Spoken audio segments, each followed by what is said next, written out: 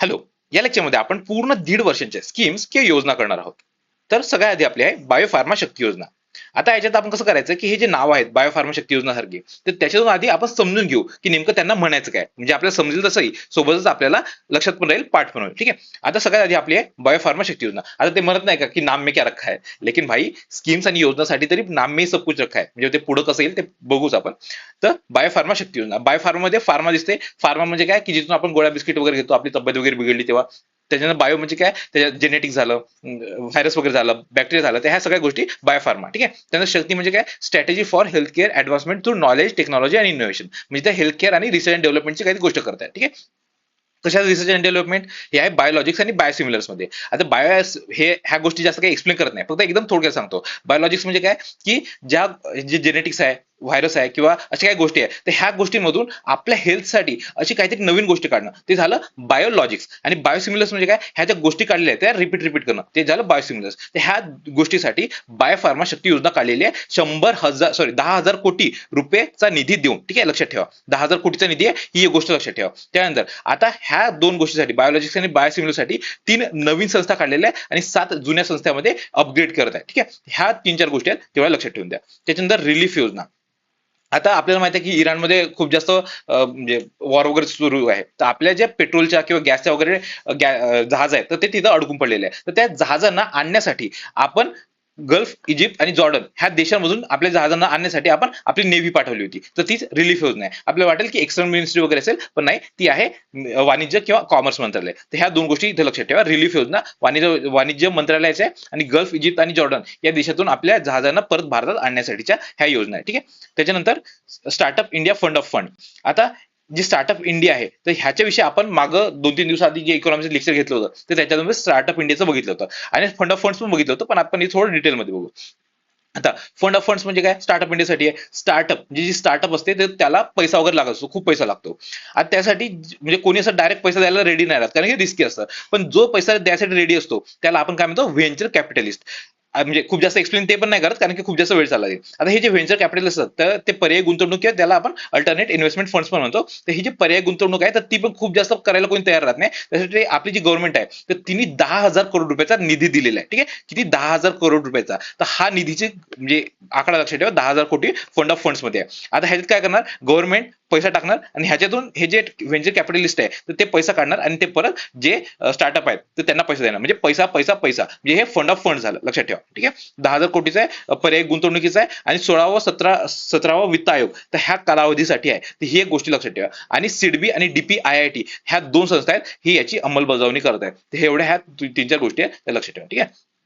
त्यानंतर भाव्या योजना. भाव्या म्हणजे काय, भारत औद्योगिक विकास योजना. औद्योगिक म्हणजे काय, आपली इंडस्ट्री वगैरे आहे, त्याचा विकास करायचा आहे. आता हे मंत्रालय कोणतं आहे, कॉमर्स आणि वाणिज्य मंत्रालय. आणि गव्हर्नमेंट इथं काय करणार आहे, प्लग अँड प्ले औद्योगिक पार्क बनवणार आहे. ठीक आहे. आता प्लग अँड प्ले म्हणजे काय, की आपल्या घरात माहिती आहे आपल्याला प्लग्स असतात, जिथे आपण जे सॉकेट टाकतो आणि फॅन वगैरे जे काय आहे ते चालवत असतो. ठीक आहे. तर त्या टाईपमध्ये म्हणजे आपल्याकडे इलेक्ट्रिसिटी आहे, आपल्याला फक्त सॉकेटमध्ये टाकायचं असतं.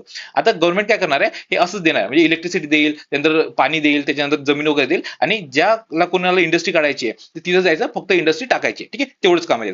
तर ते आहे प्लग अँड प्ले मॉडेल. आता ह्याच्यासाठी 6 वर्षाचा कालावधी आहे बघा.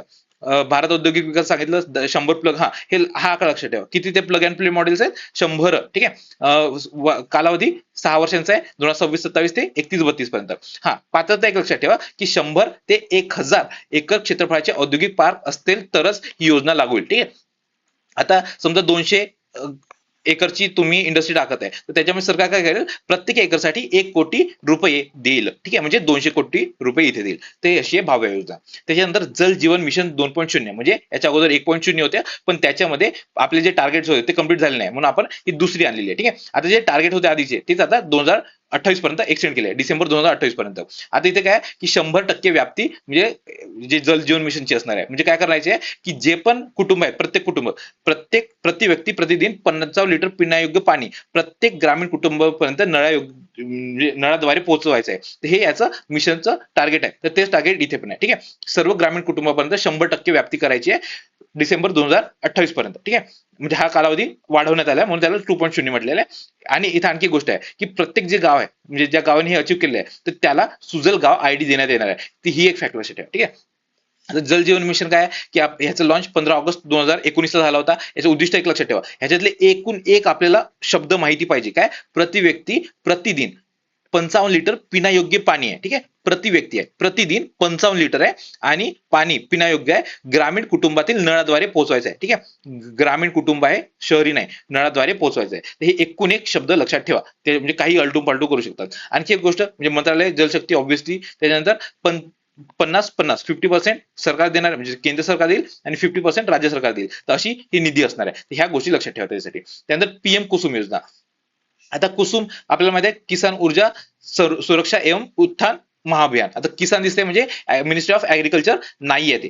ठीक आहे, ती मिनिस्ट्री ऑफ नवीन ऊर्जा किंवा रिन्युएबल एनर्जी मिनिस्ट्री आहे. ठीक आहे, ही गोष्ट लक्षात ठेवा. सुरुवात मार्च 2019 झाली होती आणि ह्याच्यातील 3 घटक लक्षात ठेवा. किती घटक आहेत? 3.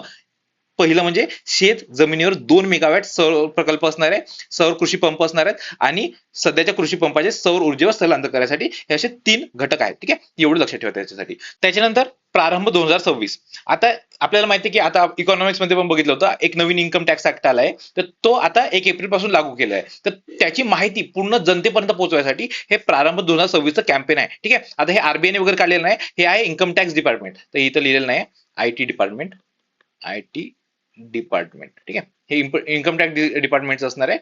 त्याच्यानंतर 1 एप्रिल 2026 पासून लागू होणारे नवीन प्राप्त कर काय ते तुम्हाला सांगितलं, त्याच्याविषयी माहिती नागरिकांपर्यंत पोहोचवायची आहे. ठीक आहे, त्याच्यानंतर विश्वसूत्र.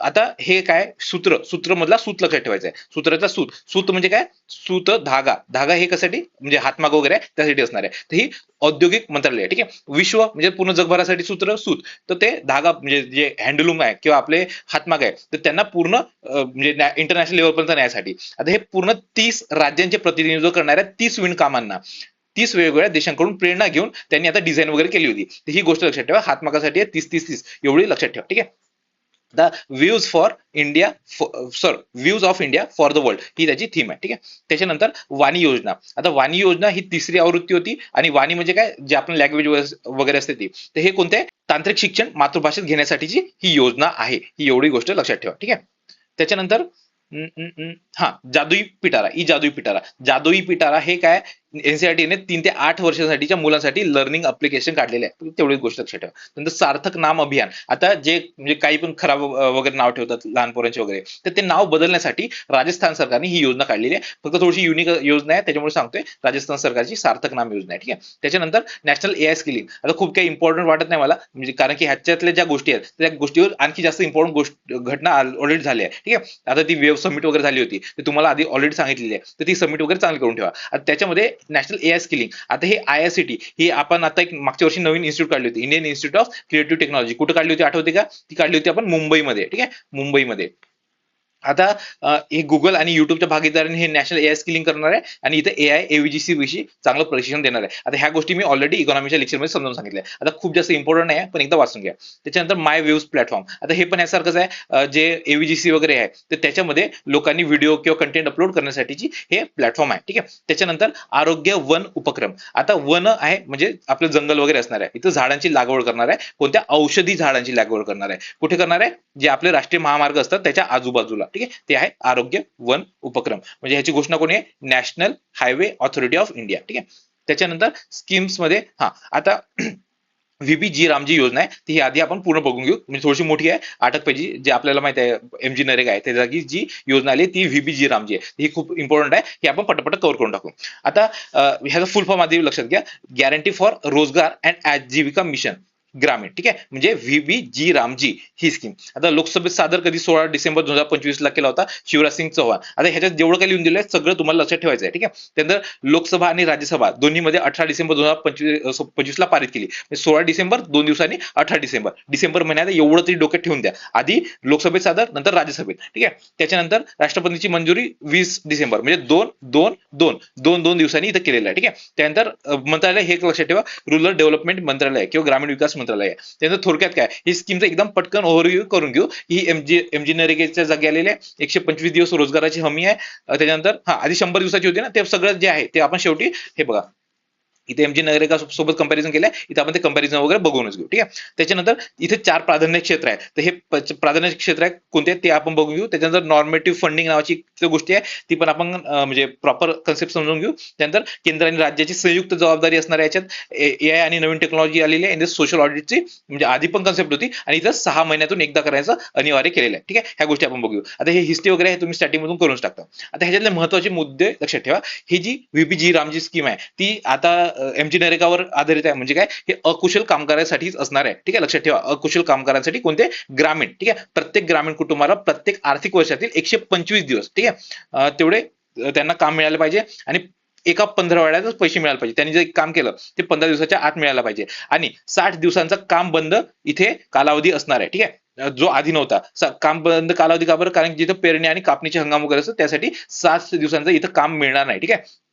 आणि हे 60 दिवस कोणते, ते राज्य सरकार ठरवणार आहे. त्याच्यानंतर रोजंदारीचे जे डेली वेजेस वगैरे असतात ते वितरण साप्ताहिक किंवा कोणत्याही परिस्थितीत काम केल्याच्या तारखेच्या 15 म्हणजे 15 दिवस आहे तर त्याच्या आतमध्ये द्यायला पाहिजे पैसे. ठीक आहे. त्याच्यानंतर इथे दिलेलं आहे मी तुम्हाला 15 पैसे द्यायला पाहिजे अकुशल.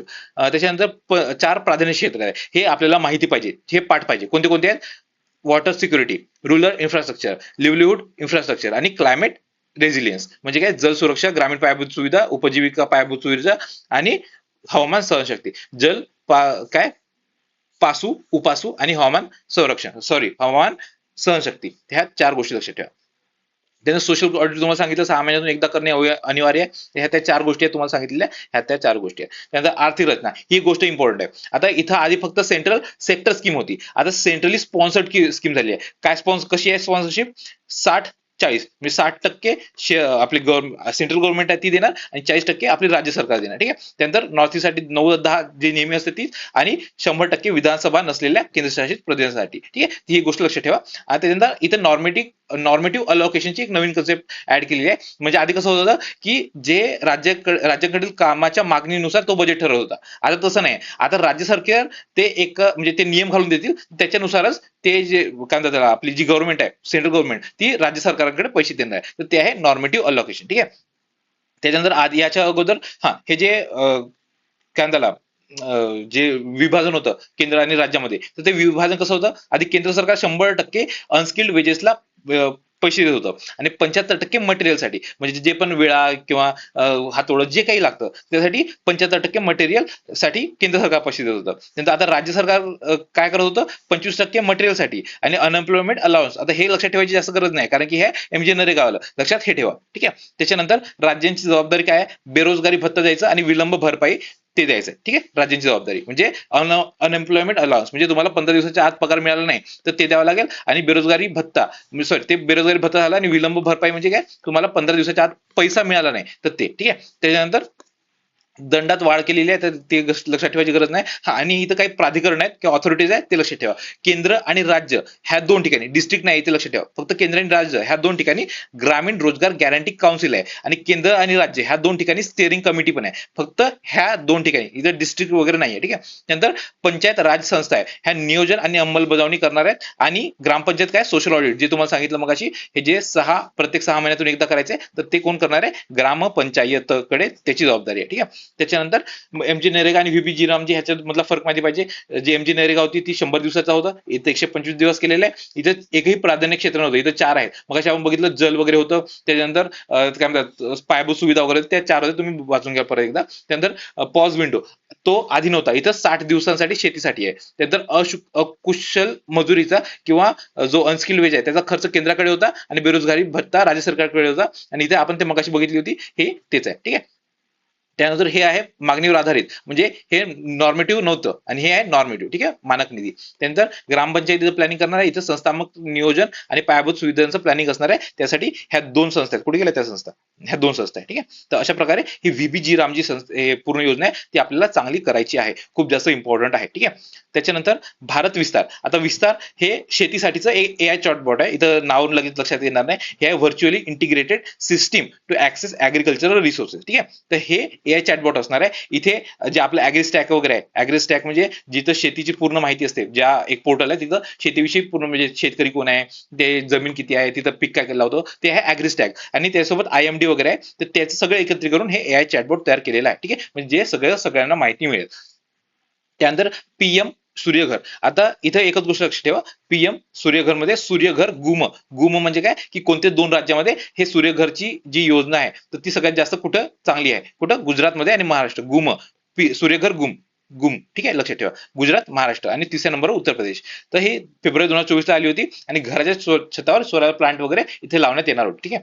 त्याच्यानंतर मुख्यमंत्री समृद्ध ग्रामपंचायत अभियान. आता हे महाराष्ट्राचं आहे, याचा कालावधी 17 सप्टेंबर ते 31 डिसेंबर होता आणि 31 डिसेंबर 2025 एवढा होता आणि आता 31 मार्च पर्यंत याची मुदतवाढ वाढवण्यात आली होती मुख्यमंत्री समृद्ध ग्रामपंचायत अभियानाची. इथे विकास योजनांची पटकन अंमलबजावण्यासाठी हे होतं. ठीक आहे, म्हणजे जे ग्रामपंचायत आहे त्याच्यामध्ये ही योजना साठी होती. ठीक आहे.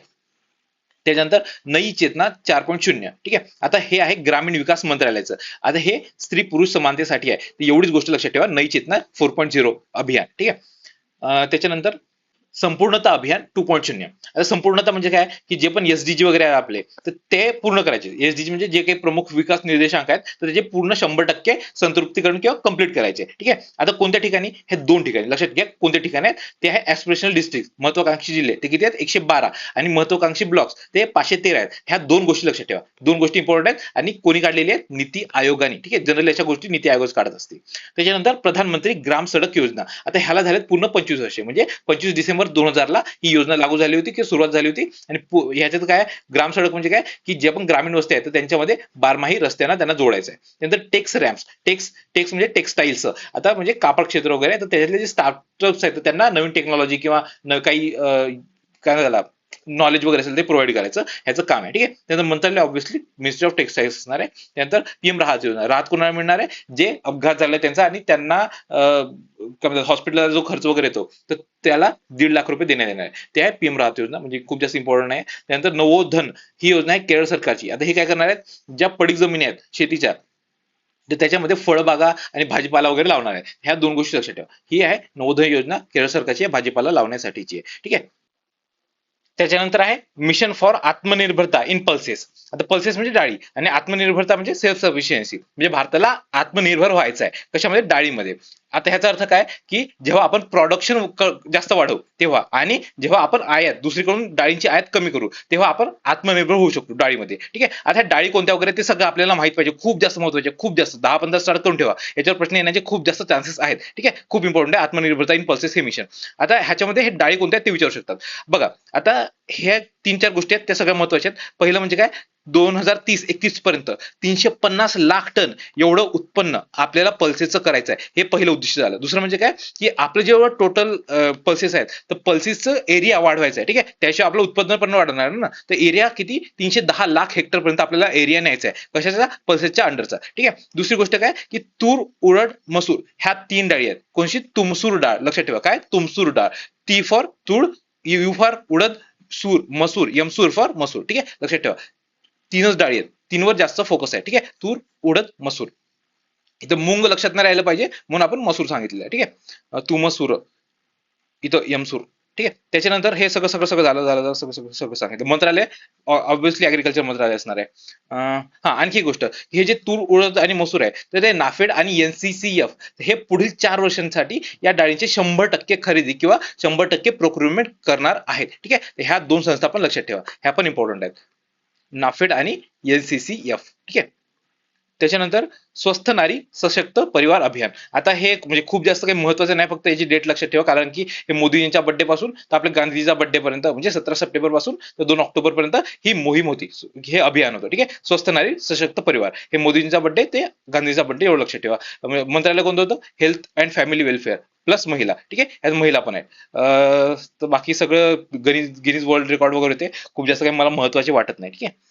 त्याच्यानंतर अमृत योजना. आता ह्याला पूर्ण 10 वर्ष झाल्यात हे आपल्याला माहित पाहिजे. जसं तुम्ही जेनेरिक मेडिसिन वगैरे ऐकलं असेल की ज्या मेडिसिन असतात खूप जास्त स्वस्त भेटतात, त्याच टाईप मध्ये अमृत मेडिसिन्स पण असतात. आता हे कसे असतात की ज्या जेनेरिक असतात तर त्या जवळपास 80% तुम्हाला त्या स्वस्त भेटून जातील, पण ह्या जवळपास 50% मिळून जातात. आणि ह्या फक्त लक्षात ठेवा, ह्या फक्त कशासाठी आहे, इम्प्लांट्स किंवा जे नवीन नवीन म्हणजे ट्रीटमेंट वगैरे घेत आहे, म्हणजे काही इम्प्लांट्स म्हणजे तुमचा कोणाचा पण असा अपंग व्यक्ती असला, त्याचा हात वगैरे तुटला असला, त्याला नवीन हात लावायचा असेल तर त्याला आपण इम्प्लांट्स वगैरे म्हणतो. तर त्यासाठीची ही योजना आहे, नावातच ती आहे. अमृत म्हणजे काय, affordable medicines and reliable implants implants for treatment. तर लक्षात ठेवा ह्याचा फुल फॉर्म पण.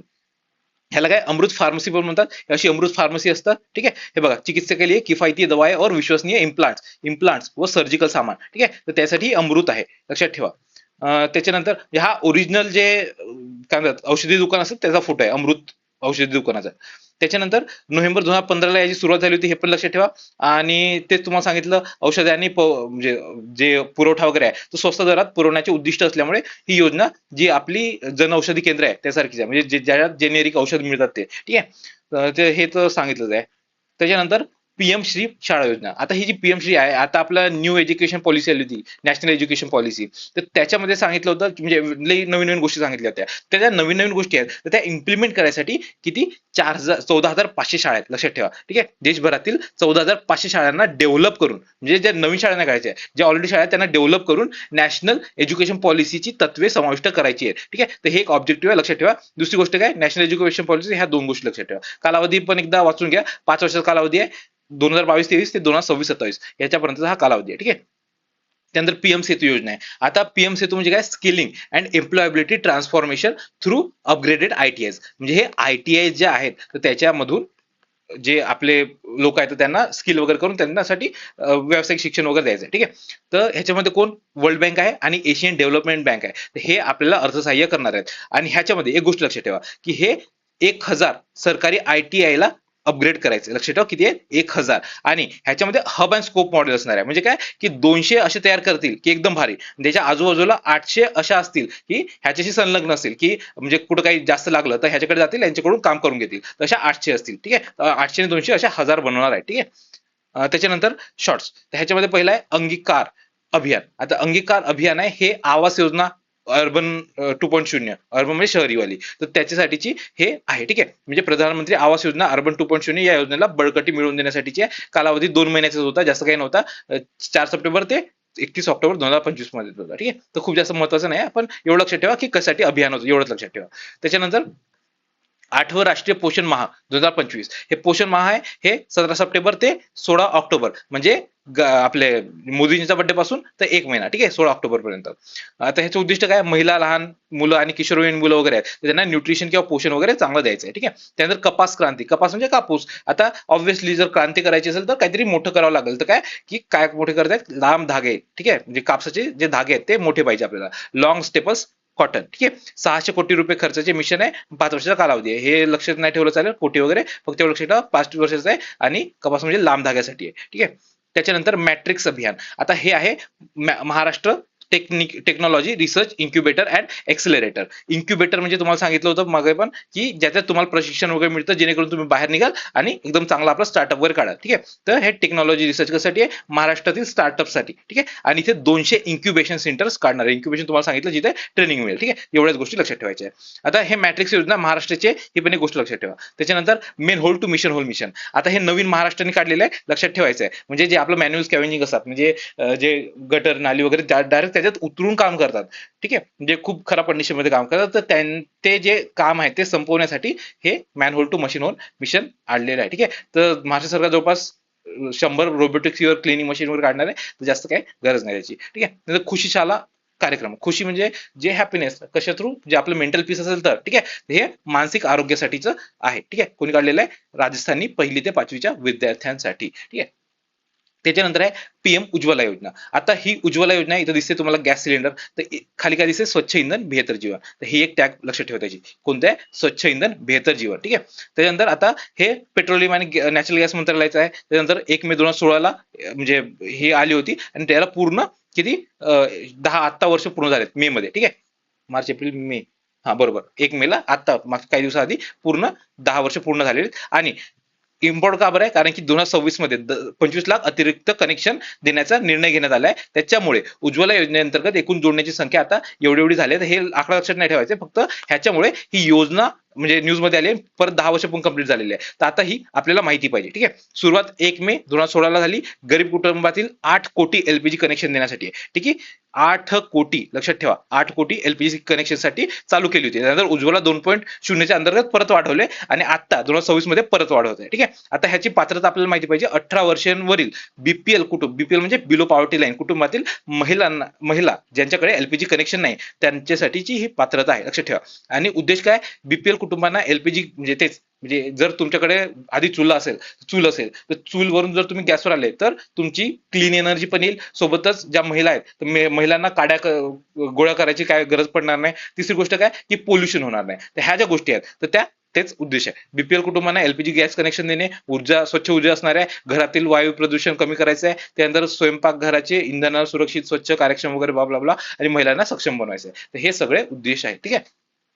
त्याच्यानंतर प्रधानमंत्री मत्स्य संपदा योजना, ह्याला 5 वर्ष झाले आहेत, तर ह्याची उपलब्धी आपल्याला थोडीशी माहिती पाहिजे. आता मत्स्य म्हणजे काय, मासे. तर 10 सप्टेंबर 2025 ला ही आली होती आणि याचा कालावधी 4 वर्षाचा होता आधी, म्हणजे सॉरी 5 वर्षाचा होता, 4 का 5 जे काय असेल ते, 2020-21 ते 2024-25 पर्यंत, म्हणजे 5 वर्षाचा. त्यानंतर 2025-26 पर्यंत आता वाढवण्यात आला होता 1 वर्षाने. तर ह्याची उपलब्ध काय ते आपल्याला माहित पाहिजे. मत्स्य उत्पन्नात भारत जवळपास दुप्पट वाढ झालेली आहे भारतात. ठीक आहे. दुप्पट, 104% ची वाढ. ठीक आहे. दुपटीपेक्षा जास्त, असं डायरेक्ट विचारू शकतात की दुपटीपेक्षा जास्त वाढ झाली आहे म्हणून. ठीक आहे. हे उपलब्धी आहे. दुसरी काय, भारत दुसऱ्या क्रमांकाचा मोठा मत्स्य उत्पादक देश बनलेला आहे. ह्या 2 फॅक्ट लक्षात ठेवा. ठीक आहे.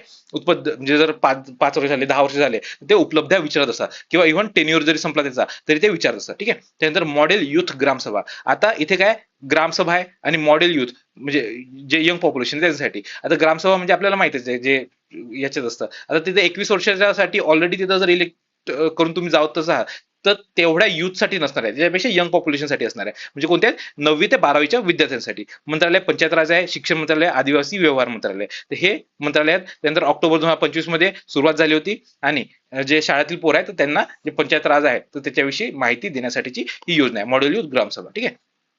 त्यानंतर पीएम स्वनिधी योजना 2.0. आता हे कशासाठी, आता आपलं 2020 ला कोविड आला होता, तर तिथे जे पथ विक्रेते होते त्यांचं पूर्ण म्हणजे जे त्यांचा व्यवसाय होता तो पूर्ण ठप्प पडला होता ना, त्यासाठी ही योजना आली होती, त्यांना थोडंफार कर्ज देण्यासाठी. आता कसं कर्ज होतं लक्षात ठेवा, कोलॅटरल फ्री, तारणमुक्त, त्यांना काही तारण ठेवायची गरज नव्हती, कोलॅटरल फ्री होतं. ठीक आहे. तर हे पीएम स्वनिधी 2.0 हे तारणमुक्त कर्ज आहे, पथ विक्रेते आहे त्यांसाठी आहे. ह्या 2 गोष्टी तरी लक्षात ठेवा. आणि आता त्या कर्ज मर्यादेमध्ये वाढ झाली आहे, तर ही एक गोष्ट लक्षात ठेवा. पीएम स्वनिधी, स्वनिधी म्हणजे काय, स्ट्रीट व्हेंडर्स आत्मनिर्भर निधी. निधी म्हणजे हे जे कर्ज देतात ते, आत्मनिर्भर म्हणजे त्यांना स्वतः सक्षम बनवण्यासाठी. स्ट्रीट व्हेंडर म्हणजे हे जे ठेलेवाले वगैरे असतात ते. आता 1 जून 2020 ला चालू झाली. उद्देश काय, कोविडमध्ये तेच मदत करण्यासाठी होती त्यांना, आणि आता वाढवण्यात आली आहे, 2.0 आले आहे. तर मंत्रालय गृहनिर्माण आणि शहरी व्यवहार आहे, लक्षात ठेवा. मिनिस्ट्री ऑफ हाऊसिंग आहे, लक्षात ठेवा, इम्पॉर्टंट आहे, ही पण एक फॅक्ट. ठीक आहे, मंत्रालयाचं. त्यानंतर ऑगस्ट 2025 मध्ये मुदत वाढ होती आणि आता पुनर्रचना करणार आहे. त्याने मग सांगितलं तुम्हाला की आता परत नवीन आलेली आहे 2.0. ती आधीची जी सांगितली जून 2020 साली ती 1.0 होती. ठीक आहे. आता मुदतवाढ आधी म्हणजे 2030 पर्यंत आता मुदतवाढ करण्यात आली, ही एक फॅक्ट लक्षात ठेवा. किती, 2030 पर्यंत. आणि हे जे कर्ज मर्यादित वाढ आहे ते हप्ता लक्षात ठेवायचे. आधी फक्त 10,000 होता पहिला हप्ता, दुसरा हप्ता 20,000 होता, तिसरा हप्ता किती, 50,000 पर्यंत होता. आता तो वाढून 10,000चा 15,000 केलाय, 20,000चा 25 केलाय आणि 50,000चा चेंज नाही केलाय. तर एवढं लोन मिळू शकतं. ठीक आहे, लक्षात ठेवा, इम्पॉर्टंट फॅक्ट आहे. त्यांनी जर आधी फक्त वैधानिक किंवा जे स्टॅच्युटरी टाउन्स वगैरे त्यांच्यापुरती होती, आता जनगणना शहर आहे त्यांच्यासाठी आहे. आता हे तुम्हाला स्टॅटिक मधून करायचं असतं, म्हणजे आता मी ह्याचं एक्सप्लेन करत नाही आणि ते कोर्समध्ये पण एक्सप्लेन वगैरे केलं आहे मी, तर हे आता इथं परत जास्त एक्सप्लेन करत नाही, फक्त लक्षात ठेवा. ठीक आहे. आणि हे तुम्ही स्टॅटिक मधून तुम्हाला माहितीच असेल करतात, हे स्टॅटिकचा पण पार्ट आहे हा. त्यानंतर याचं एम काय की 1.15 कोटी लाभार्थ्यांना मदत मिळावी, ते एम होतं. आणि याच्यात आता जे नवीन आलेलं आहे हे, तर त्याच्यामध्ये आता 50 कोटीची पण ऍड केली आहे. ठीक आहे. त्यानंतर स्वनिधी से समृद्धी, आता ही एक गोष्ट लक्षात ठेवा, स्वनिधी से समृद्धी ही काय, जे स्ट्रीट वेंडर किंवा जे ठेलेवाले आहेत तर त्यांच्या कुटुंबाला, रस्त्यावर विक्रेते आहेत त्यांच्या कुटुंबांना विविध सरकारी कल्याणकारी योजनांचा लाभ मिळवून देण्यासाठी स्वनिधी से समृद्धी हे एक आहे. ठीक आहे, ही एक गोष्ट लक्षात ठेवा. त्यानंतर सुदर्शन चक्र मिशन, आता हे पण एक इम्पॉर्टंट आहे. आता इंडिपेंडन्स डे होता 15 ऑगस्ट 2025चा, इथं ओरिजिनल जी पीडीएफ होती त्याच्यात जानेवारी झालंय, ती आता करेक्शन करा, ऑगस्ट आहे. ठीक आहे. आणि इथं इंडिपेंडन्स डे लिहून दिलाय तर 15 जानेवारी नसणारच आहे. त्यानंतर याचा उद्देश काय की जे राष्ट्रीय सुरक्षा कवच विस्तार, आता जी युपीएससी परीक्षा आली त्याच्यात पण याच्यावर प्रश्न आला होता. ठीक आहे, हे माहिती पाहिजे आपल्याला. जे राष्ट्रीय सुरक्षा कवच विस्तारित, बळकट आधुनिकीकरण करून भारताच्या प्रतिबंधक आणि आक्रमक क्षमतांना बळकटी देण्यासाठी.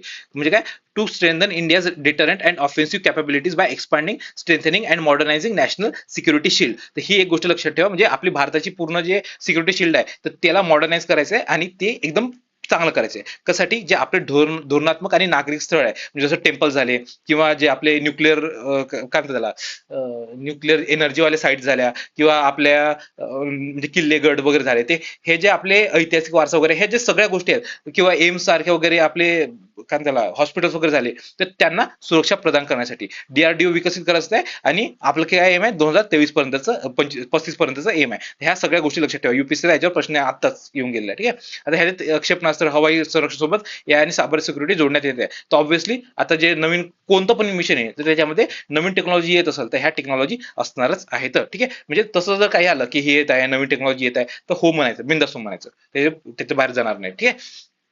त्यानंतर भारतीय उपक्रम, आता हा अपेडाचा आहे. अपेडा लक्षात ठेवा, अपेडा म्हणजे जे ऍग्रिकल्चर, जे प्रोसेस फूड वगैरे असतात तर त्याचा एक्सपोर्ट डेव्हलपमेंट ऑथॉरिटी आहे अपेडा. ठीक आहे.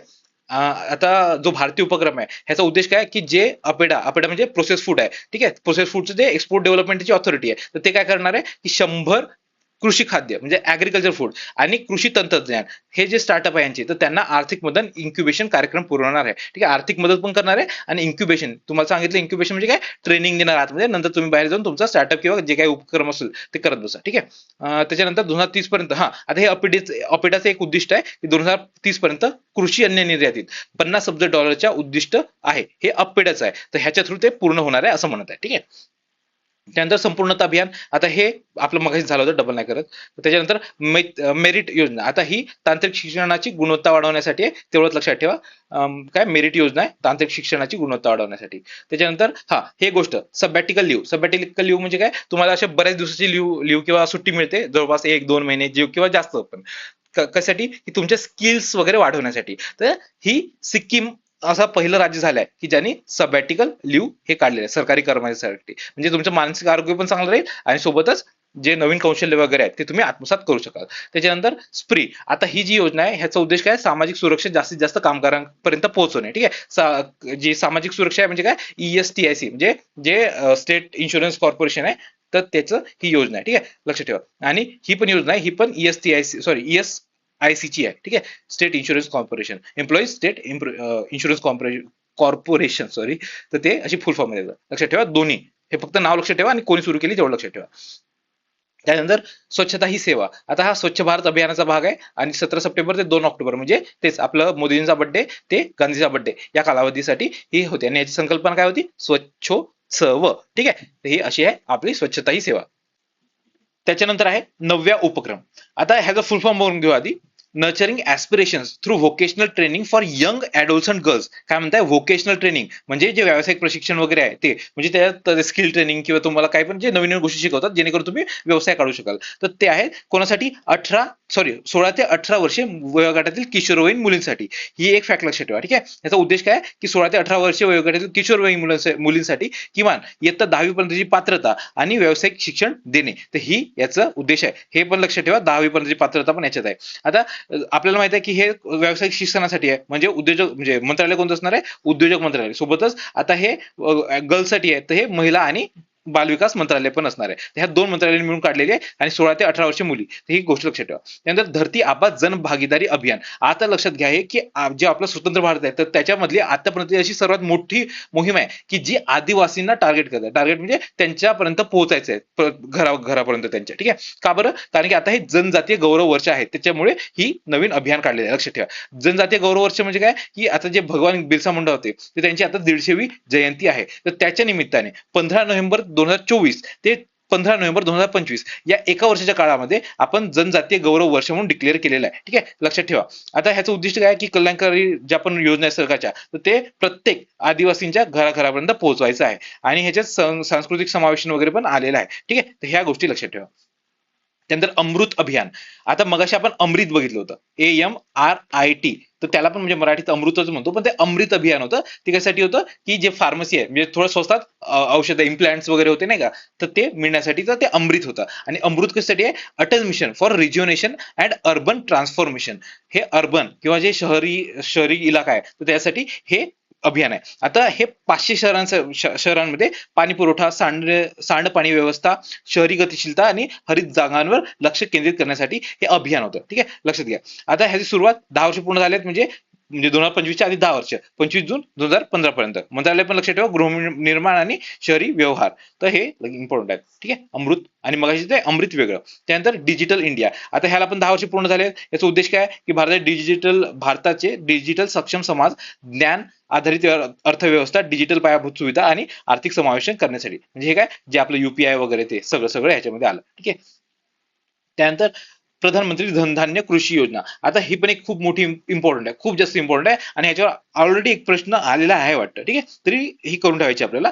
100 जिल्ह्यामध्ये ही लागू असणार आहे. लागू असणार आहे म्हणजे कोणत्या जिल्ह्यात, 100 ऍग्रिकल्चर डिस्ट्रिक्ट, किंवा त्याला आपण ऍस्पिरेशनल डिस्ट्रिक्ट पण काही ठिकाणी लिहिलेलं आहे. त्या दोन्ही गोष्टी लक्षात ठेवा, ऍग्री डिस्ट्रिक्ट किंवा ऍस्पिरेशनल डिस्ट्रिक्ट. इथे 100 हा आकडा लक्षात ठेवा. मान्यता कधी, 16 जुलैला मिळालेली आहे. कालावधी 6 वर्षाचा आहे. आणि लक्षात घ्या, इथं 11 मंत्रालयांच्या 36 योजना एकत्र केलेल्या आहे. ही फॅक्ट लक्षात ठेवा. ठीक आहे, 11 मंत्रालयांच्या 36 योजना. आता एवढ्या साऱ्या योजना असणार आहे, त्याचा ऑब्जेक्टिव्ह पण मोठं असणार आहे. त्याचा उद्देश काय, की कृषी उत्पादकतेत वाढ आहे, पीक विविधीकरण, कापणीनंतर पंचायत आणि ब्लॉक स्तरावर साठवणुकीच्या क्षमतेत वाढ, सिंचन सुरक्षा आहे, आपत्कालीन आणि ते कृषी कर्ज वगैरे, ते सगळं सगळं ह्याच्यामध्ये आहे. ठीक आहे, कारण की त्या आहेच तेवढ्या साऱ्या 11 मंत्रालयाच्या 36 योजना एकत्र केल्या आहेत. त्यामुळे तुम्ही म्हणजे जे कृषीविषयी काही पण त्यांनी सांगितलं, म्हणजे ह्या योजनेच्या अंडर, की याचा उद्देश हा आहे तो आहे, म्हणजे कृषीविषयी काही पण असला तर हो म्हणून टाकायचं. ठीक आहे, कारण त्याचा म्हणजे व्यापक उद्देश खूप मोठा. आता आणखी गोष्ट काय, की हे इथं जिल्हा निवड, म्हणजे जिल्हा, हे जे 100 जिल्हे आहेत ते निवड कशी केली आहे, की जे कमी उत्पादकता ज्या जिल्ह्यात आहे ते, त्यानंतर जिथं कमी पीक तीव्रता आहे ते एक आहे, त्यानंतर कमी कर्ज वाटप आहे, आणि भौगोलिक प्रतिनिधित्व, प्रत्येक राज्यात कमीत कमी एक जिल्हा आहे. ठीक आहे, लक्षात ठेवा. हे पण एक फॅक्ट, हे जे तीन चार फॅक्ट्स आहेत ते लक्षात ठेवा. ठीक आहे, अशी योजना खूप जास्त महत्वाची आहे. त्याच्यानंतर इथं त्रिस्तरीय रचना असणार आहे, म्हणजे एक नॅशनल लेवलला, स्टेट लेवलला आणि डिस्ट्रिक्ट लेवलला, एवढं लक्षात ठेवा. ठीक आहे. उल्हास स्कीम.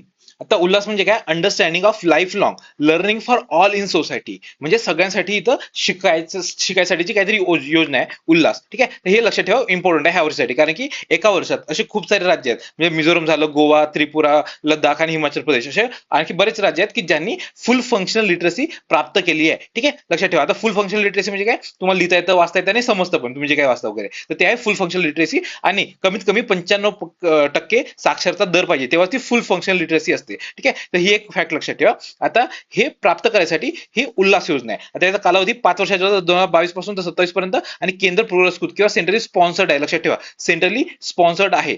त्याच्यानंतर औपचारिक शिक्षणापासून वंचित राहिलेल्या, लक्षात ठेवा, ही पण एक 15 वर्ष च्या वरती जे काही प्रौढ व्यक्ती आहेत त्यांच्यासाठी आणखी गोष्ट म्हणजे काय, ही स्वयंसेवेद्वारे होणार आहे. म्हणजे ज्याला वाटतं की यांना शिकवायला पाहिजे तर तो जाऊन शिकवू शकतो, तशी स्वयंसेवेद्वारे चालणारी योजना आहे. आणि 15 वर्षाच्या वरतील प्रौढ जे व्यक्ती आहेत त्यांसाठी असणार आहे. ठीक आहे, लक्षात ठेवा, हे दोन फॅक्ट. आणि हे फुल फंक्शनल लिटरेसी कशाला म्हणतात, आणि मिझोरमला पण लक्षात ठेवा. ठीक आहे, ह्या 4-5 गोष्टी आहेत लक्षात ठेवा. आणि मिझोरमचं तसं पण आपण त्या एका लेक्चरमध्ये बघितलंच आहे ऑलरेडी. त्याच्यानंतर आहे प्रतिभा सेतू उपक्रम. आता हा युपीएससीने काढला होता, म्हणजे जे इंटरव्ह्यूला वगैरे जाऊन आलेत पोरं, तर त्यांना दुसरीकडे पण जॉब मिळावा, म्हणजे सरकारी किंवा इतर कुठे पण, त्यासाठी त्यांनी लिस्ट वगैरे काढतात ते, तर ते युपीएससीचा उपक्रम आहे, तेवढं लक्षात ठेवा. त्यानंतर पीएम विकास योजना. आता ही योजना आहे, ही प्रधानमंत्री विरासत का संवर्धन योजना अशी पूर्ण योजना आहे. ठीक आहे, आता ह्याच्यात काय केलंय त्यांनी, की जेवढे पण जे मायनॉरिटीज आहेत, तर प्रत्येक मायनॉरिटी किंवा अल्पसंख्याक म्हणतो त्याला, त्या अल्पसंख्याकाच्या ज्या योजना आहेत त्यांचे एकत्र केले आहे. किती 5 योजना आहेत त्या, सिखो और कमाओ, नई मंजिल, नई रोशनी, उत्साद, आणि सॉरी उत्साद, काय उत्साद, बरोबर, हा उत्साद, आणि हमारी धरोहर. तर ह्या 4-5 योजना आहेत त्या चांगल्या करून ठेवायच्या. त्याच्यानंतर म्हणजे अशा ज्या योजना आहेत त्याच्यावर ऑलरेडी प्रश्न विचारून झाले आहेत, त्यामुळे आता जे हे एकत्र केले आहेत तर त्याच्यावर आता परत प्रश्न येऊ शकतो. ठीक आहे, म्हणजे एमपीएससीला नाही किंवा इतर बाकीच्या पण परीक्षेमध्ये आलेल्या आहेत म्हणून सांगतोय. ठीक आहे, त्याच्यानंतर एम्प्लॉयमेंट लिंक्ड इन्सेंटिव्ह स्कीम. आता ही रोजगाराशी संबंधित प्रोत्साहन योजना होती. आता ह्याचा कालावधी 1 ऑगस्ट 2025 ते 31 जुलै 2027, म्हणजे 2 वर्षाचा कालावधी होता याचा. आणि अतिरिक्त रोजगार निर्माण करण्यासाठी जे नियुक्ते आहेत, म्हणजे किंवा एम्प्लॉयर्स आहेत, म्हणजे जे काय म्हणतात, दुसऱ्यांना रोजगार देतात तसे, तर त्यांना जर त्यांनी रोजगार निर्माण केला नवीन नवीन, तर त्यांच्यासाठी त्यांना 2 वर्षापर्यंत प्रोत्साहन देण्यासाठीची ही योजना आहे. 2 वर्ष चालणारी आहे, एवढी गोष्ट लक्षात ठेवा. ठीक आहे, त्याच्यानंतर आहे आदि कर्मयोगी कार्यक्रम. आता म्हणजे मला खूप जास्त इम्पॉर्टंट वाटत नाही, पण हे काय की आदि कर्मयोगी, जिथं कुठं कर्मयोगी आली तिथं लक्षात ठेवा की जे काय झाला ऑफिसर्स आहेत किंवा जे पण सिव्हिल सर्वंट्स आहेत, तर त्यांच्यासाठीची ही योजना असणार आहे. ठीक आहे, आता आदि म्हणजे काय, आदिवासींच्या जिल्ह्यात किंवा आदिवासींच्या भागात सेवा देणाऱ्या अधिकाऱ्यांसाठी ही योजना आहे. ठीक आहे, त्यानंतर ज्योती योजना ही केरळ सरकारची आहे. स्थलांतरित मजुरांच्या मुलांना राज्याच्या औपचारिक शिक्षण व्यवस्थेत सामावून घेण्यासाठीची योजना आहे. खूप जास्त मला इम्पॉर्टंट वाटत नाही. त्याच्यानंतर अंकुर योजना ही पण मला खूप जास्त काही इम्पॉर्टंट वाटत नाही, पण एकदा वाचून घेऊ. ही अंकुर योजना ही ओडिशा सरकारची आहे. Atal network for knowledge urbanisation आणि रिफॉर्म्स. म्हणजे इथं काय जे अर्बनायझेशन दिसतंय म्हणजे खास करून जे जे शहरी संस्था आहे तर त्यांना विकासासाठी आहे. ठीक आहे. त्याच्यानंतर पंडित दीनदयाळ उपाध्याय गरिबीमुक्त गाव योजना ही राजस्थान सरकारची आहे. ही थोडीशी लक्षात ठेवून द्या. त्याच्यानंतर प्रत्येक फॅमिलीसाठी छोटा उद्योग सुरू करण्यासाठी 1,00,000 रुपये देणार आहेत. ठीक आहे. म्हणजे प्रत्येक फॅमिली आहे आणि एक छोटा उद्योग सुरू करण्यासाठी.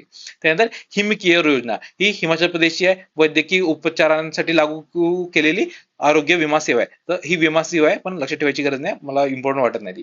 नंतर झारखंड सरकारचे ही एक गोष्ट लक्षात ठेवा, ही थोडीशी युनिक आहे. खान पर्यटन उपक्रम कोणी सुरू केलेला आहे. ठीक आहे. आता तिथं खूप साऱ्या खाणी आहेत आणि बऱ्याचशा रिकाम्या झालेल्या आहेत, तर त्यासाठी पर्यटन पण त्यांनी चालू केले की ते खाणी दाखवण्यासाठी. तर ते झारखंड सरकारने सुरू केलेलं आहे.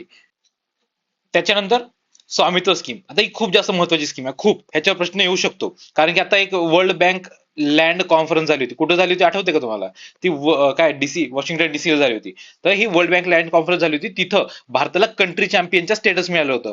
कशामुळं? ह्या स्वामित्व स्कीममुळे. तर ही स्कीम आपल्याला माहिती पाहिजे. ते आपण ऑलरेडी कव्हर केलं होतं, ती जी वर्ल्ड बँक लँड कॉन्फरन्स झाली होती आणि त्याच्यामध्ये ही स्कीम होती. ती स्कीम आता इथं कव्हर करू. ही स्कीम आपल्याला माहिती पाहिजे. ही काय स्वामित्व स्कीम सोबत हे ग्राम मानचित्र आहे. तर ह्या दोघांनी आपल्या भारताचा इथे डंका वाजवला होता, ज्याच्यामुळे आपल्या भारताला काय कंट्री चॅम्पियनचं स्टेटस मिळालं होतं. ठीक आहे. लक्षात ठेवा.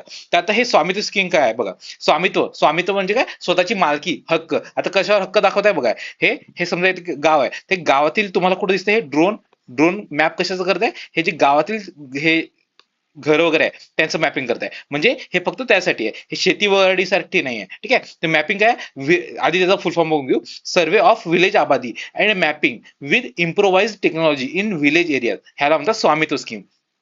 म्हणजे काय करणार आहे? हे जे एरिया आहे कोणता आपला ऍग्रिकल्चरचा एरिया, तर तो मोजणार नाही, फक्त जे घर आहेत ते मोजणार. तर त्याला म्हणतात ग्रामीण आबादी क्षेत्रासाठी. त्यानंतर 24 एप्रिल 2020 ला ही स्कीम आली होती. लक्षात ठेवा, ही डेट लक्षात ठेवा. त्यानंतर याच्यात काय मालमत्ता नोंद, आता ही जी अशी स्कीम आहे त्याच्यामुळे काय होणार की मालमत्तेची नोंद पण होणार. सोबतच जर तुम्हाला बँकेतून कर्ज लागत आहे तर ते मालमत्तेची जे प्रॉपर कागदपत्र आहे ती दाखवायची, तिथं कोलॅटरल घ्यायचं आणि परत तुम्हाला कर्ज मिळू शकतं. म्हणजे काय तारण म्हणून पण हे ठेवता येतं. तर ह्या काही 3-4 ऑब्जेक्टिव्ह आहे ते आपल्याला माहिती पाहिजे. कोण इम्प्लिमेंट करत आहे? Ministry of Panchayati Raj implement करत आहे आणि NICSI नावाची एक बॉडी आहे ती त्याची टेक्नॉलॉजी पार्टनर म्हणून काम करते. म्हणजे हे ड्रोन वगैरे प्रोव्हाइड करणं ते वगैरे काम त्या NICSI चे असणार आहे. ठीक आहे. नंतर याच्या ऑब्जेक्टिव्ह बघायला गेले, तुम्हाला सांगितलं की अचूक मालमत्तेची नोंद करायची आहे, जेणेकरून जे मालमत्तेचे वाद असणार आहे ते कमी होतील. त्याच्यानंतर ग्रामीण भारतात आर्थिक स्थैर्य निर्माण करायचं, म्हणजे कसं की मालमत्तेचं तारण किंवा कोलॅटरल म्हणून वापर होईल. ठीक आहे. मग सांगितलं तुम्हाला. नंतर मालमत्ता कर, प्रॉपर्टी कर निश्चित करता येईल. जे आपले ग्रामपंचायत वगैरे असतात तर ते कर जास्त गोळा करू शकत नाही, कारण की त्यांच्याकडे प्रॉपर डॉक्युमेंट्सच नसतात. तर ते डॉक्युमेंट्स वगैरे सगळे प्रॉपर मिळतील, जेणेकरून आपल्याला प्रॉपर्टी टॅक्स घेता येईल. त्याच्यानंतर सर्वेक्षण पायाभूत सुविधा व GIS नकाशांची निर्मिती, म्हणजे आता ते मॅपिंग करतील ना पूर्ण प्रत्येक घराचं, त्याच्यानंतर आपोआप ते नकाशे तयारच होतील. ते नकाशांची निर्मिती वगैरे होणार आहे. आणि ग्रामपंचायतीचा विकास आराखडा वगैरे हे त्याचे ऑब्जेक्टिव्ह आहे. आता याची कंपोनंट्स पण माहिती पाहिजे, कारण की त्या कंपोनंट्स मध्ये एक कंपोनंट आहे काय? ग्राम मानचित्र, ज्याच्यावरून आपल्या भारताचा डंका वाजलेला आहे. ठीक आहे. तर पहिला आहे कोर्स नेटवर्क, म्हणजे इथं काय की जमिनीवर एखादी असा कंट्रोल पॉईंट तयार करणार आहे, तो आहे course network. Continuously operating reference station, तिचा रेफरन्स घेऊन बाकीचा पूर्ण हे काढतील. ठीक आहे. नकाशा काढतील. ड्रोन मॅपिंग ऑफ आबादी, आबादी म्हणजे जिथे लोक राहतात ती आबादी एरिया, तर त्या आबादीचं ड्रोन मॅपिंग म्हणजे ती एक याच्यात आहे. ठीक आहे. कंपोनंट आहे. नंतर अवेअरनेस प्रोग्राम हा जवळपास प्रत्येक स्कीम मध्ये असतो. नंतर ग्राम मानचित्र तेच ज्याच्या म्हणजे Kandala world bank land conference मध्ये ज्याचा उल्लेख केला होता तोच ग्राम मानचित्र. तर ग्रामपंचायत डेव्हलपमेंट प्लॅन GPDP तयार करण्यासाठी अनालिटिकल टूल आहे. ठीक आहे. कळलं? म्हणजे हे घराचे आपलं प्रॉपर मॅपिंग आली की त्याच्यावरून आपल्याला ग्राम मानचित्र आपोआप तयार करता येईल. म्हणजे काय? ग्रामपंचायतचं डेव्हलपमेंट प्लॅन तयार करता येईल. ठीक आहे. त्यांच्यावर ऑनलाईन मॉनिटरिंग सिस्टीम, हे पण आता नवीन नवीन टेक्नॉलॉजी येत आहे, हे असणारच आहे. त्यानंतर project management units at national and state levels, ठीक आहे, हे पण असणार आहे.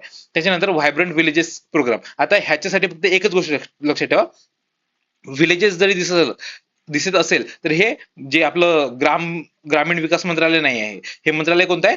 Home affairs. ठीक आहे. आपलं गृह मंत्रालय आहे. आता हे काय करणार आहेत, जे सीमालगतचे गाव आहेत तर त्याच्यामध्ये पायाभूत सुविधा चांगल्या करणार आहे. ठीक आहे, त्याला म्हणतात व्हायब्रंट विलेजेस प्रोग्राम. फक्त एवढीच ही गोष्ट लक्षात ठेवा सध्यापुरती. ठीक आहे, त्याच्यानंतर स्माइल प्रोग्राम. आता ही स्माइल स्कीम आहे, ही पण इम्पॉर्टंट आहे. ही आहे जे गरीब किंवा जे भिकारी लोक असतात, जे भिक्षुक असतात त्यांच्यासाठी आहे. आणि दुसरी म्हणजे ट्रान्सजेंडर कम्युनिटी आहे त्यांच्यासाठी. ठीक आहे, ही गोष्ट लक्षात ठेवा, भिक्षुक आणि ट्रान्सजेंडर कम्युनिटी एवढीच लक्षात ठेवा. लॉन्च 2022 ला झाली होती, मिनिस्ट्री ऑफ सोशल जस्टिस. भिकारी आणि ट्रान्सजेंडर त्यांसाठी आहे.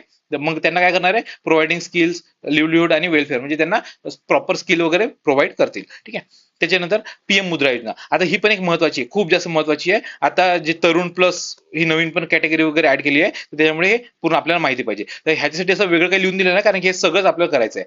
पहिलं म्हणजे काय, याची सुरुवात 8 एप्रिल 2015 झाली, पूर्ण 10 वर्ष झाले त्याला. त्यानंतर सेंट्रली सेक्टर आहे, इथं स्पॉन्सर लिहिलं होतं, चुकीचं आहे. सेक्टर, सेंट्रल सेक्टर किंवा ज्याला केंद्र क्षेत्र स्कीम म्हणतो आपण त्याला. त्यानंतर non corporate, non farm, micro and small enterprises आहे, म्हणजे इथं कंपनी नाही, कंपनी नसली पाहिजे, सोबतच काय म्हणतात शेती पण नसली पाहिजे. ठीक आहे, ते फक्त जे MSE काय, मायक्रो स्मॉल एंटरप्राइजेस, MSME नाही आहे, लक्षात ठेवा. ते काय फक्त स्मॉल आणि काय म्हणतात मायक्रो आणि स्मॉल, मीडियम पण नाही त्याच्यात. ठीक आहे, सूक्ष्म आणि लघु, तर यांना कोलॅटरल फ्री लोन देण्यात येणार आहे. काय, तारणमुक्त कर्ज, ही एक गोष्ट लक्षात ठेवा. मग अशी आपण ती एक स्ट्रीट व्हेंडरची स्कीम बघितली होती, तर तिथे पण तारणमुक्त कर्ज होतं. ठीक आहे, त्यांचा कर्जाचे प्रकार बघा, शिशु, किशोर, तरुण आणि तरुण प्लस. शिशु सगळ्यात छोटा, सगळ्यात कमी कर्ज किती, 50,000. त्यानंतर किशोर कर्ज येतं, हे 50,000 ते 5 लाखापर्यंत. त्यानंतर तरुण कर्ज हे 5 लाख ते 10 लाखापर्यंत. आणि तरुण प्लस ही इम्पॉर्टंट आहे, हे आता नवीन ऍड केलेलं आहे, तरुण प्लस 10 ते 20 लाखापर्यंत आहे. ठीक आहे, ह्या गोष्टी लक्षात ठेवा, इम्पॉर्टंट आहेत. त्यानंतर याचे आता अचिव्हमेंट पण माहिती पाहिजे, 10 वर्ष पूर्ण झालेत, तर जवळपास 52 करोड MSE, लक्षात ठेवा MSE, MSME नाहीये ते, MSE फक्त. ठीक आहे, MSE बॉरोवर्स अकाउंट्स झालेले आहेत. ठीक आहे, आणि त्याच्यानंतर 68% लोन हे महिलांना मिळालेलं आहे, म्हणतात 50%च्या वरती लोन हे SC ST आणि OBC या कम्युनिटीजला मिळाले आहे. ठीक आहे, हे याचं अचिव्हमेंट आहे. त्यानंतर हायेस्ट क्लोज डिस्बर्समेंट मग बघायला गेलं तर कोणत्या, म्हणजे डिस्बर्समेंट म्हणजे कुठं जास्त पसरलेलं आहे. ठीक आहे, तर सगळ्यात जास्त लोन इथं दिलेले आहे. इथे कुठे आहे, तामिळनाडू. तर तामिळनाडू लक्षात ठेवा, इम्पॉर्टंट आहे. तामिळनाडूमध्ये सगळ्यात जास्त लोन दिलेलं आहे. ऍटलीस्ट पहिलं तामिळनाडू तरी लक्षात ठेवा, बाकी लक्षात नाही ठेवले चालेल, पण म्हणजे वाचून घ्या. दुसऱ्या नंबरला उत्तर प्रदेश आहे, तिसऱ्या नंबरला कर्नाटक आहे, आणि 6व्या नंबरला महाराष्ट्र आहे. मध्ये लक्षात नाही ठेवले तरी चालेल, वेस्ट बेंगॉल, बिहार वगैरे मध्ये, पण सगळ्यात हे तामिळनाडू लक्षात ठेवा. मुद्रा. ठीक आहे, आता मुद्रा स्कीम काय, ते आता एवढं सगळं सांगितलं, मुद्रा स्कीमच नाही सांगितलं तुम्हाला. ती स्कीम काय, जी micro units and development and refinance agency आहे. ठीक आहे, रिफायनान्स आहे, म्हणजे ते पुन्हा फायनान्स करतं, म्हणजे ते डायरेक्ट लोन देत नाही. ते म्हणजे एखाद्या संस्थेला लोन देतं, ती संस्था त्यांना, म्हणजे ज्यांना पाहिजे असतं लोन, तर त्यांना देतं. ठीक आहे, हे वित्तीय संस्थांना, फायनान्शियल इन्स्टिट्यूशनला कर्ज पूर्ण म्हणजे रिफायनान्स करतं. ठीक आहे, त्याच्यानंतर PM श्री, आता हे आपलं झालंय ऑलरेडी, बघितलं मग अशीच. त्याच्यानंतर अटल पेन्शन योजना. आता ही योजना, त्यानंतर PMJJBY म्हणजे प्रधानमंत्री जीवन ज्योती विमा योजना, आणि प्रधानमंत्री सुरक्षा विमा योजना. ह्या तिन्ही योजना तुम्ही इथून वाचू शकता, पण मी इथं एकत्र करून दिलेलं आहे, म्हणजे जेणेकरून तुम्हाला कन्फ्युज होणार नाही आणि पटापट लक्षात पण येईल. ठीक आहे, तर हे आपण एकत्र करून बघू त्या स्कीम. तुम्ही तिथून पण वाचून घ्या आणि इथून पण एकदा वाचून घ्या. आता जी APY किंवा अटल पेन्शन योजना आहे, तर ही कोणत्या टाईप आहे ते वगैरे सगळं बघू. तर ही पेन्शन स्कीम आहे, कोणती, अटल पेन्शन योजना, त्याच्या पेन्शनच आहे. त्याच्यानंतर ही PMJJBY किंवा जीवन ज्योती विमा योजना आहे, ही लाईफ इन्शुरन्स स्कीम आहे. लक्षात ठेवा, लाईफ इन्शुरन्स, जीवन ज्योती म्हणजे पूर्ण लाईफचे इन्शुरन्स आहे. आणि हे सुरक्षा विमा म्हणजे काय, सुरक्षा कशापासून, ऍक्सिडेंट पासून, हे ऍक्सिडेंट इन्शुरन्स स्कीम आहे. तर ह्या तिन्ही म्हणजे न्यूज मध्ये होतात, ह्या तिन्ही आपल्याला माहिती पाहिजे. त्यानंतर ह्याच्या ऑब्जेक्टिव्ह बघायला गेलं, अटल पेन्शन योजनेचं पेन्शन कोणाला मिळतं, जे म्हातारे लोक आहेत त्यांना, तर ओल्ड एज सिक्युरिटी. त्यानंतर त्याला फायनान्शियल सपोर्ट टू डेथ, म्हणजे जे म्हणजे मरण वगैरे आलं तर त्याच्या, म्हणजे जर प्रीमॅच्युअर वगैरे आलं तर फायनान्शियल स्टॅबिलिटी पाहिजे फॅमिलीमध्ये, त्यासाठीचं हे आहे. ठीक आहे, त्यानंतर फायनान्शियल सपोर्ट ऑन ऍक्सिडेंट, बरोबर. ठीक आहे, म्हणजे ह्याच्यात मरण पावलं तरी मिळेल, आणि म्हणजे काही हातपाय तुटले तरी मिळेल. त्याच्यानंतर टार्गेट ग्रुप काय, इथं अनऑर्गनाइज सेक्टर वर्कर्स आहे. ठीक आहे, ह्याच्यामध्ये इंडिव्हिज्युअल्स आहे, कोणी पण चालेल, आणि ह्याच्यामध्ये पण इंडिव्हिज्युअल्स आहे, कोणी पण चालेल. हे फक्त लक्षात ठेवा, अटल पेन्शन योजना हे फक्त जे अनऑर्गनाइज सेक्टर आहे त्यांसाठी. अनऑर्गनाइज सेक्टर म्हणजे जे ऑर्गनाइज नाही, आता मराठीत काय म्हणू शकतो त्यांना, ते लिहिलंय का, अटल पेन्शन योजना,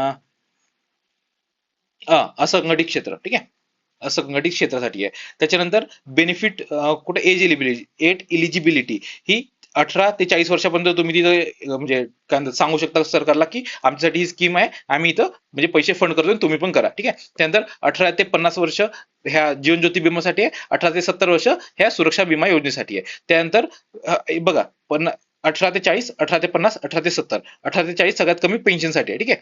त्याच्यानंतर बेनिफिट अमाऊंट इथं किती मिळणार आहे, 1,000 ते 5,000 पर्यंत पर मंथ. जसे तुम्ही पैसे टाकाल तसं सरकार पण पैसे टाकाल आणि जेवढे पैसे होतील त्याच्यानुसार ते पैसे मिळतील. इथं किती 2 लाखापर्यंत असणार आहे आणि इथे पण 2 लाख डेथ किंवा म्हणजे काही पण डिसॅबिलिटी वगैरे आली तरी. ठीक आहे. त्याच्यानंतर प्रीमियम कॉन्ट्रीब्युशन म्हणजे स्वतःला म्हणजे पैसे किती द्यावे लागणार आहे, म्हणजे ज्याला पाहिजे पेन्शन वगैरे त्याला किती डिपेंड्स ऑन एज आणि पेन्शन स्लॅब. म्हणजे समजा तुम्ही 40व्या वर्षी जर त्यात पैसे टाकता तर खूप जास्त पैसे टाकावे लागतील, 18व्या वर्षी जर पैसे टाकावे लागले तर खूप कमी पैसे टाकावे लागतील. तसंच इकडे पण आहे. ठीक आहे. आता इथे किती 436 रुपये पर इयर आहे. ठीक आहे. हे फिक्स आहे. आणि इथे 20 रुपये पर इयर, जे ऍक्सिडेंटसाठी 20 रुपये आहे, लाईफसाठी 436 रुपये पर इयर. त्याच्यानंतर कव्हरेज पिरियड बघायला गेलं तर लाईफ टाईमसाठी आहे, 60 वर्षानंतर प्रत्येक म्हणजे पूर्ण वर्षभर तुम्हाला पैसे मिळत राहतील. त्यानंतर हे 1 वर्षाचा कालावधी आहे, त्यानंतर परत परत रिन्यू करू शकता मरेपर्यंत. त्यानंतर आपण 1 वर्षाचा आहे आणि मरेपर्यंत तुम्ही रिन्यू करू शकता एक एक वर्षांनी.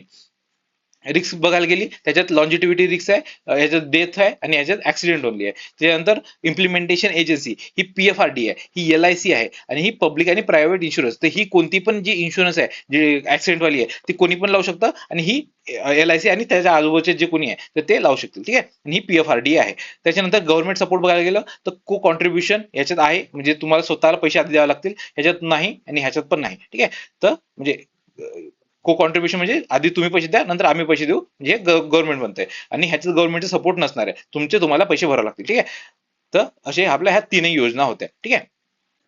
त्याच्यानंतर आहे 10,000 FPO स्कीम. आता FPO म्हणजे काय, farmer producer organisation. Farmer producer organisation. आता 10,000, तर ह्या 10,000 पैकी जो शेवटचा 10,000वा होता तर तो आता पूर्ण झालेला आहे खगारिया जिल्ह्यामध्ये. ठीक आहे. लक्षात ठेवा खगारिया जिल्हा कोणता आहे ते पण महत्वाचं आहे. ठीक आहे. आता मोदीजींनी वगैरे उद्घाटन केलं होतं, तर ही स्कीम आता खूप जास्त महत्वाची आहे. आणि आता ही काय फॉर्मेशन अँड प्रमोशन ऑफ, म्हणजे त्याचं पूर्ण नाव जसं आहे formation and promotion of 10,000 farmer producer organisation किंवा शेतकरी उत्पादक संघटना. म्हणजे काय की जेवढे पण शेतकरी वगैरे आहेत तर ते स्टार्टिंग पासून तर पूर्ण बाजारात विकेपर्यंत तर सगळं हे संघटना बघेल शेतकऱ्यांची असणार आहे. ठीक आहे.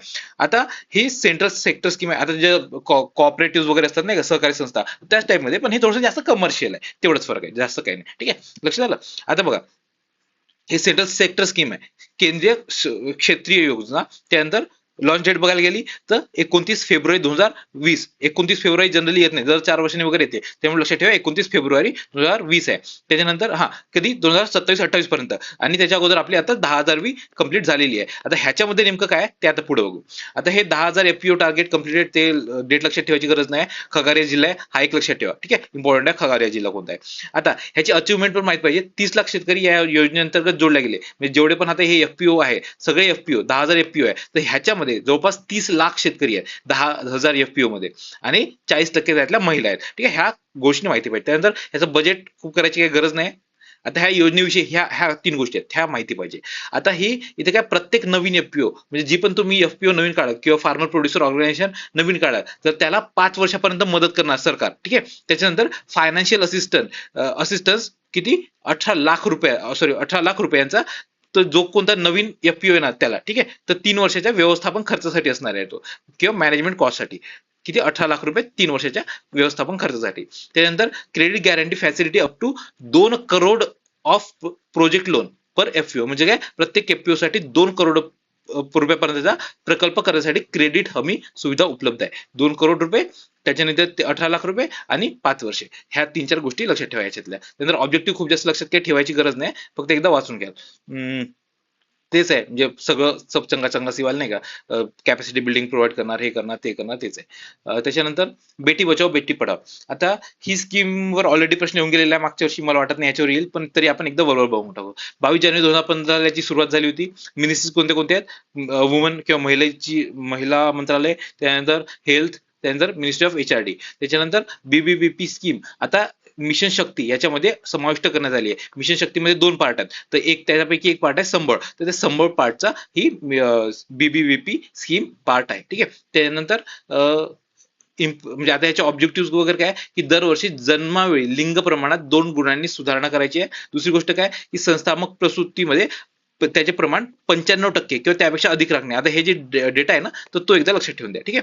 त्याच्यानंतर किती म्हटलं, प्रसूतीचे प्रमाण किती 95%च्या वरती पाहिजे संस्थात्मक प्रसूतीचे. त्यानंतर किती, पहिल्या त्रैमासिकातील गर्भपूर्व नोंदणीमध्ये दरवर्षी 1% वाढ करायची आहे. ठीक आहे. पहिल्या त्रैमासिकातली म्हणजे एखादी महिला प्रेग्नेंट आहे तर पहिल्या 3 महिन्यातली प्रेग्नेन्सी, त्याच्यामध्ये ती गर्भ त्याच्या नोंदणीमध्ये वाढ करायची 1%. त्याच्यानंतर माध्यमिक शिक्षणातील नवनोंदणी व मुलींच्या कौशल्य विकासासाठी दरवर्षी 1% वाढ करायची आहे. त्यानंतर माध्यमिक व उच्च माध्यमिक स्तरावर मुलींची गळती कमी करायची आहे. त्याच्यानंतर सुरक्षित मासिक पाळी, स्वच्छता व्यवस्थापनाबद्दल जनजागृती वगैरे करायची. तशी बेटी बचाव बेटी पढाओ आहे. आणि त्याचाच एक पार्ट म्हणजे सुकन्या समृद्धी योजना. आता ह्याच्यावर पण काही प्रश्न आला नव्हता, पण ह्याला पण 10 वर्ष झाले, तर हे आपल्याला माहिती पाहिजे.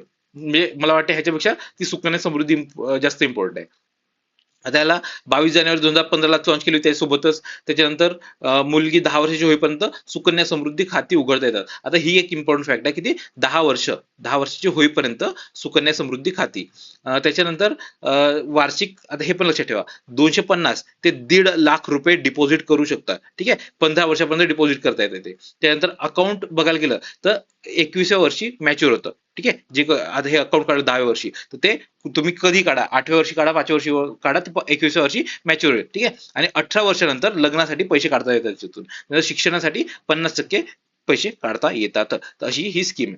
त्याच्यानंतर आहे नमस्ते स्कीम. आता ही पण एक चांगली स्कीम आहे, खूप चांगली स्कीम आहे. आता जे काय त्याला मॅन्युअल स्कॅव्हेंजर आपण मगाशी पण बोललो होतो की जे गटरमध्ये वगैरे उतरतात आणि ते साफसफाई करतात डायरेक्ट तिथे उतरून, तर त्यांच्या जीवाला वगैरे खूप धोका असतो. ठीक आहे. आणि ते खूप चांगलं काम पण नाहीये. तर ते काम बदलण्यासाठी ही नमस्ते स्कीम आली. म्हणजे काय नमस्ते म्हणजे काय, हे पूर्ण फुल फॉर्म लक्षात पाहिजे. National action for mechanised sanitation ecosystem. Mechanise म्हणजे जे मशीन्स आहे. ठीक आहे. तर ती स्कीम आहे नमस्ते स्कीम. आता कधी जुलै 2023 ला लॉन्च झाली होती. मिनिस्ट्री ऑफ सोशल जस्टिस आहे, लक्षात ठेवा.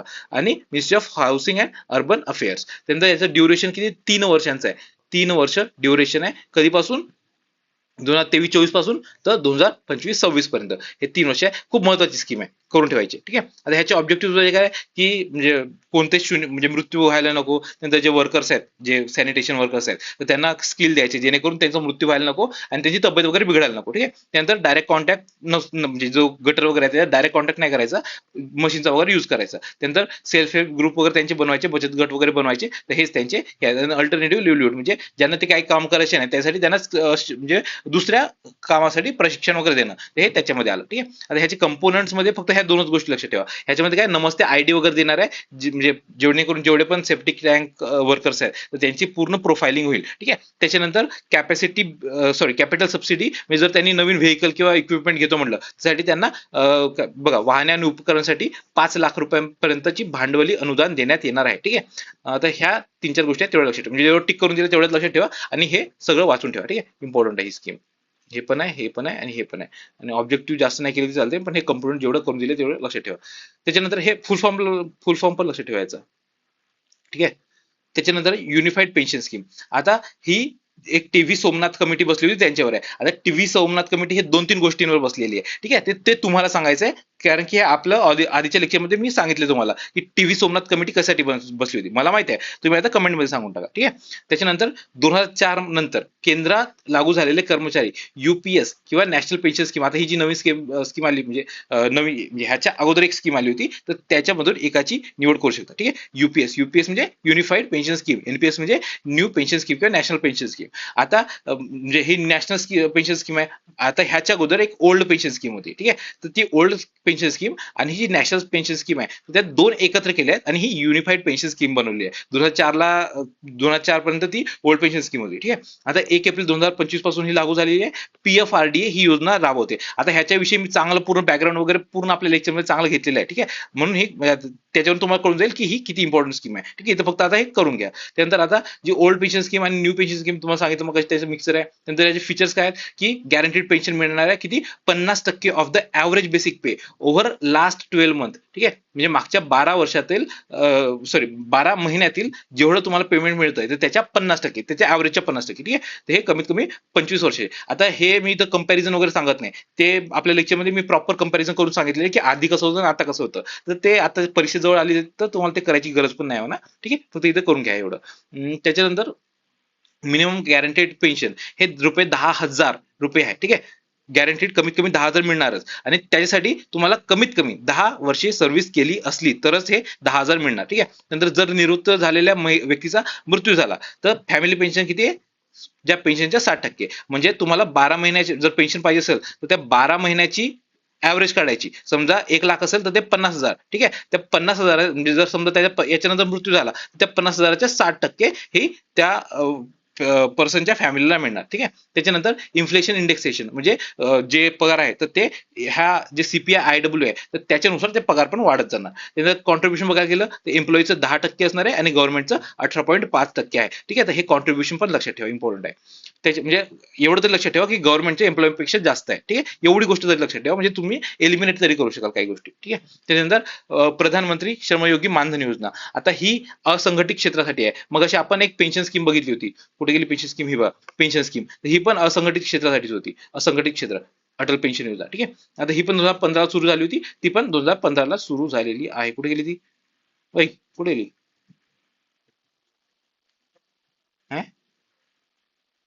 हा ही श्रमयोगी मानधन योजना, ही असंघटित क्षेत्रासाठी आहे आणि 60 वर्ष वयाच्या नंतर कमीत कमी 3,000 रुपये पेन्शन मिळणार आहे. आणि सरकार आणि कर्मचारी, तर इथं समान योगदान असणार आहे सरकारचं आणि कर्मचाऱ्याचं. इलिजिबिलिटी बघायला गेलं तर त्याची जशी पेन्शन स्कीमची होती तशी याची पण 18 ते 40 वयातील आहे. ठीक आहे. आणि त्यासाठी जो हा असंघटित क्षेत्रातील कर्मचारी आहे त्याचा सध्याचा पगार 15,000च्या कमी असायला पाहिजे. ठीक आहे. त्यानंतर सागरमाला, आता ह्याला पण 10 वर्ष पूर्ण झालेत आणि युपीएससी मध्ये पण प्रश्न आलेला. आता ह्याचा उद्देश बघायला गेलं तर काय, इनलँड आणि कोस्टल दोन्हीसाठी आहे. इथे जरी सागरमाला म्हटलंय तरी देशांतर्गत जलमार्ग वाढवायचे आहेत. देशांतर्गत म्हणजे इथे दोन्ही आहे. इनलँड म्हणजे जमिनीच्या आतले म्हणजे जे नद्या वगैरे आहे ते सगळं. ठीक आहे. आणि कोस्टल म्हणजे तर ते आपल्याला माहितीच आहे, कोस्टच्या जवळचे किनारे लगतचे. तर हे इनलँड आणि कोस्टल दोन्ही आहे, हे एक गोष्ट लक्षात ठेवा. त्यानंतर लोअर लॉजिस्टिक कॉस्ट असणार आहे याच्यात, आणि सागरी क्षेत्रात नोकरी आणि कौशल्य वगैरे इथे मिळणार आहे. आणि तेच म्हणजे सगळे सब चंगासी सारखे हे सागरमाला आहे. फक्त एवढं लक्षात ठेवा, याच्यात लक्ष ठेवायच्या ह्या 2 गोष्टी आहेत. ठीक आहे. मार्च 2015 मध्ये लागलेलं आणि इनलँड कोस्टल दोन्हीसाठी आहे. त्यानंतर शॉर्ट्स, आता एम्पॉवर हर बीज म्हणजे काय, बिझनेस, आणि एम्पॉवर हर म्हणजे महिलांसाठी असणार आहे. आता हे महिला मंत्रालय नाही, हे आहे नीती आयोग. तर त्याच्यामध्ये एक महिला उद्योजकता प्लॅटफॉर्म आहे, त्यांनी काढलेला आहे. आणि सोबतच न्यू शॉप नावाची एक एनजीओ वगैरे आहे, त्यांच्या भागीदारीने हा कार्यक्रम सुरू आहे, टू एम्पॉवर वुमेन एंटरप्रेन्युअर्स म्हणजे उद्योजक तयार करण्यासाठी महिला. ठीक आहे. त्यानंतर जी सफल, जी म्हणजे गुजरात, तर सफल ही गुजरातची स्कीम आहे आणि ही थोडी होलिस्टिक आहे म्हणून आपल्याला माहिती पाहिजे. ठीक आहे. ही इम्पॉर्टंट आहे, गुजरात गव्हर्नमेंटची आहे. अंत्योदय कुटुंबाचे जीवनमान मजबूत करणे, त्याच्यानंतर महिलांचे सक्षमीकरण करणे आणि आर्थिक स्वयंपूर्णतेला चालना देणे, ही स्कीम लक्षात ठेवा. ठीक आहे. गुजरातची आहे तरी आपल्याला माहिती पाहिजे कारण की थोडी होलिस्टिक आहे. त्यानंतर शिशु शक्ती उपक्रम गुजरातचा आहे, राज्य कुपोषण मुक्त करण्यासाठी खूप जास्त इम्पॉर्टंट नाही. त्यानंतर देश का प्रकृती परीक्षण अभियान, हा पण आयुष्य आहे आणि हा आय थिंक मी घेतलेला आहे ऑलरेडी. ठीक आहे. तर हे 5 वर्ल्ड रेकॉर्ड वगैरे केले होते, तर ते आपल्याला करत बसायची काही गरज नाहीये. ठीक आहे. तर अशा प्रकारे आपल्या सगळ्या स्कीम्स संपलेल्या आहेत. चल फिर बाय.